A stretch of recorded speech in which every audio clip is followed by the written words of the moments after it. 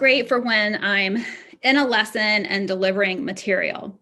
But something else that is really important is how do we get the practice and the feedback in? So how do they practice these concepts?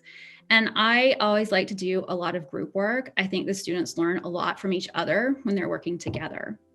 And so I was looking for a tool that would still allow me to have group work where I could give immediate feedback, and that would also be really easy for me to use because I have a lot of great resources and a lot of images, and I wanted just something that would make it quick for me and give immediate feedback to them. And so there's a tool called Go Formative. And so here's an example from Disease and Physiology where we were learning directional terms like, how do you describe the position of different things on the body relative to each other? As a lot of probably the most vocabulary that we have in here, because I try not to get too vocabulary heavy, but we do need to know some things for when we're, lab and describing things. And it's really tough for the students because medial, lateral, anterior, posterior, all these terms, and they need to practice.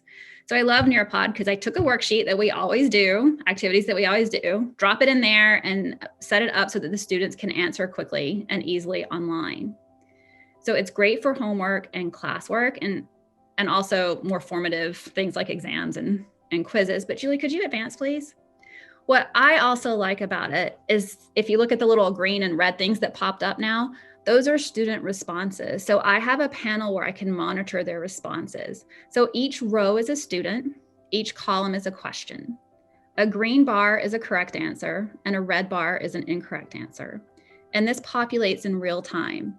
So to give the students a chance to work together and have those conversations with each other and work on the material, I can send them into breakout rooms in Zoom. They can work in small groups of 2 or 3. So I'll have 15 rooms.